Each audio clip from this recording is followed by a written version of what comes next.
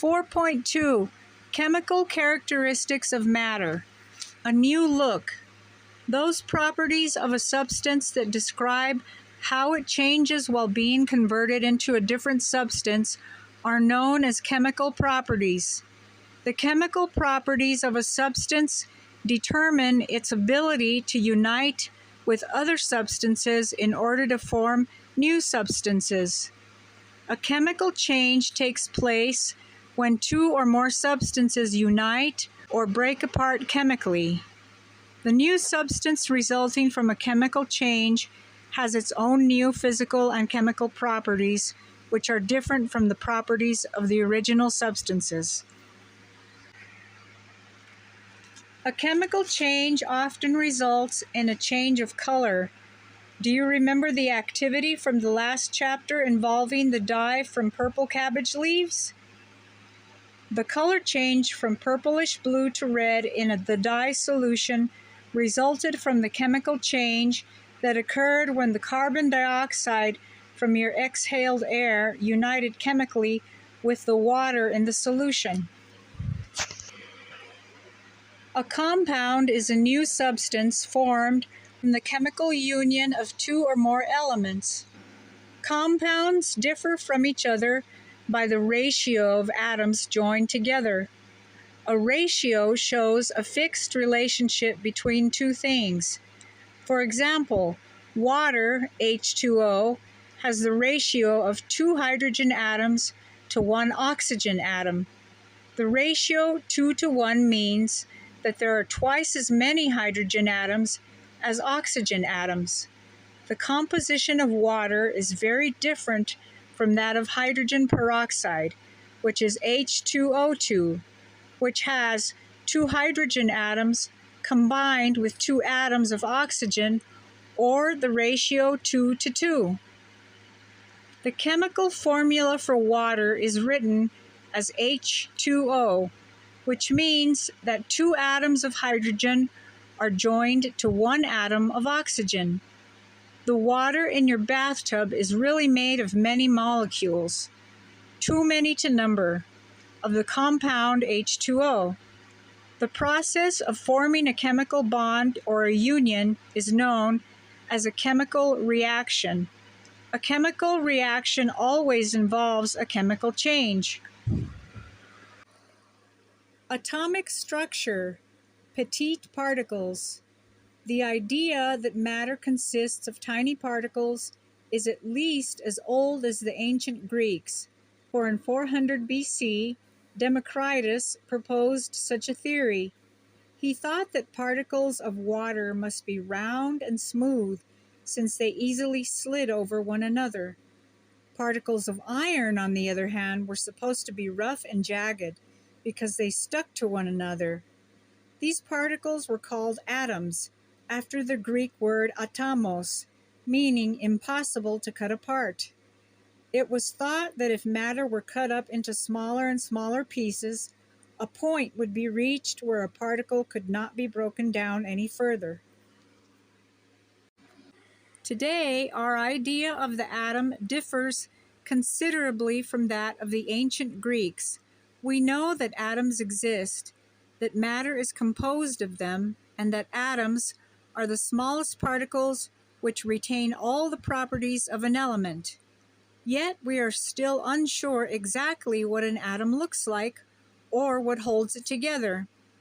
Pictures of atoms were taken in 1981 by the German physicist Gerd Binnig and Heinrich Rohr using their newly invented scanning tunneling microscope.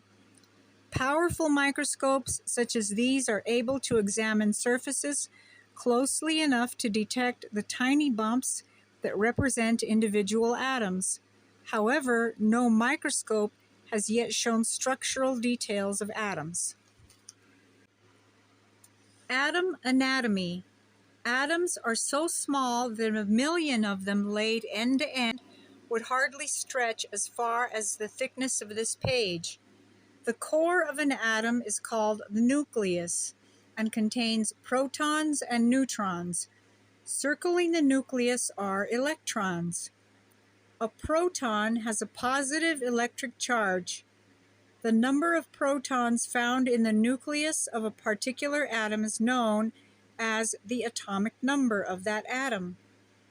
Atoms differ from one another by the number of protons in their nuclei.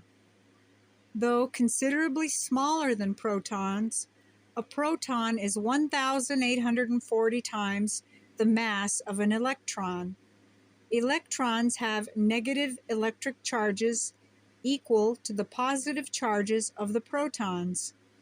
The neutrons, which have about the same mass as a proton, have no electric charge. The mass of an atom of hydrogen has been found to be about 1.7 times 10 to the negative 24 grams, a minute, very small quantity of matter.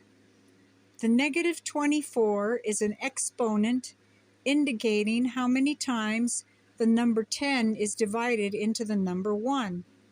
The minus sign on an exponent always indicates that the number is less than 1. So 1.7 times 10 to the negative 24 is the same as writing 0.000000000000000017 grams. There are 24 decimal places between the decimal point and the 7. Scientists use exponents to indicate the presence of multiple zeros. This scientific notation is a shortcut to writing out extremely large or small numbers. 10 to the negative 24th equals 1 divided by 10 to the 24th equals 1 divided by 10 to the 24th. Obviously, the gram is a rather awkward unit of measurement when we are dealing with such tiny bits of matter. A better system, using a scale of relative masses, was devised using carbon as its base. All other elements have a mass relative to the average atomic mass of carbon. On a simplified system, the atomic mass of an element is approximately equal to the sum of the number of protons and neutrons found in the nucleus of an average atom of that element. So the number of protons plus the number of neutrons equals the atomic mass. Carbon has an average atomic mass of 12.01, or rounded to the nearest whole number 12. 12 is the sum of the number of protons and neutrons found in the nucleus of an average carbon atom. Notice from the periodic table on page 143 that the atomic number, the number of protons of carbon, is 6. Therefore, the average carbon atom also has 6 neutrons in its nucleus. Because both the atomic number and the atomic mass of a hydrogen atom are 1, the average hydrogen atom has 1 proton and no neutrons. A shell collection. Electrons move at very high speeds. A single electron circles or orbits the nucleus of an atom 100 quadrillion or 10 to the 17th times each second in an unpredictable path. Electrons in orbit at roughly equal distances from the nucleus are said to be in the same electron shell. How far an electron travels away from the nucleus depends on its energy. The more energy the electron has, the more likely it is to be situated in a shell farther away from the nucleus.